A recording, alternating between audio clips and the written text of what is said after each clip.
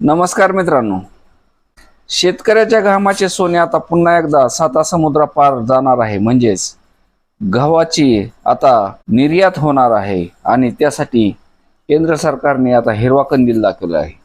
तब्बल 4 वर्षाच्या प्रतीक्षेनंतर केंद्र सरकारने गव्हाच्या निर्यातीला हिरवा कंदील दिला आहे. ITC कंपनीने कांडला बंदरातून UAEला 22,000 मेट्रिक टन गव्हाची पहिली खेप ही पाठवली आहे. विक्रमी उत्पादनाच्या जोरावर घेतलेल्या या निर्णयामुळे देशांतर्गत बाजारात गव्हाला चांगला भाव मिळण्याची शक्यता असून जागतिक बाजारपेठेत भारताचा दबदबा पुन्हा निर्माण होण्याची शक्यता आहे. भारतीय व्यापाऱ्यांनी आंतरराष्ट्रीय बाजारात पुन्हा गहू पाठवण्यास सुरुवात केली असून या निर्णयामुळे कृषी आणि व्यापार क्षेत्रात सकारात्मक संकेत मिळणार आहेत.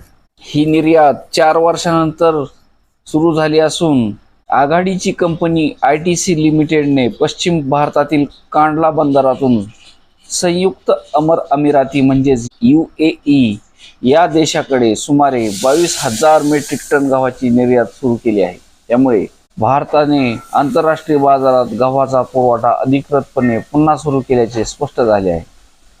2022 मध्ये भारत सरकारने गव्हाच्या निर्यातीवर बंदी घातली होती.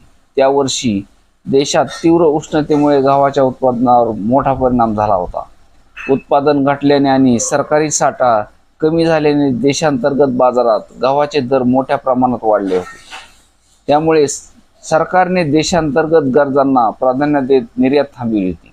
2023 आणि 24 या कालावधीत ही बंदी कायम ठेवली. परिस्थिती इतकी गंभीर झाली होती की भारताला 2017 नंतर प्रथमच गहू आयात करावा लागतो की काय अशी शक्यता वर्तवली जात होती. यंदा देशात गव्हाचे विक्रमी उत्पादन होण्याची अपेक्षा व्यक्त केली जात आहे. चांगल्या पिकामुळे आणि सुधारलेल्या साठ्यामुळे सरकारने निर्यातीला पुन्हा परवानगी देण्याचा निर्णय घेतला आहे. गव्हाची निर्यात पुन्हा सुरू झाल्याने शेतकऱ्यांना त्यांच्या उत्पादनाला चांगला दर मिळण्याची शक्यता आहे. तसेच जागतिक बाजारपेठेत भारताचे स्थान अधिक मजबूत होऊ शकते. मध्य पूर्व आणि आशियाई देशांमध्ये भारतीय गव्हाची मागणी आधीपासूनच मोठी आहे. निर्यात पुन्हा सुरू झाल्याने जागतिक बाजारात गव्हाची उपलब्धता वाढेल आणि आंतरराष्ट्रीय दरावरही काही प्रमाणात परिणाम होऊ शकतो.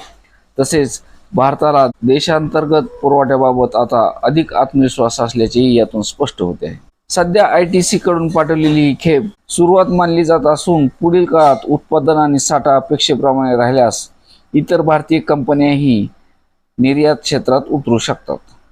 धन्यवाद.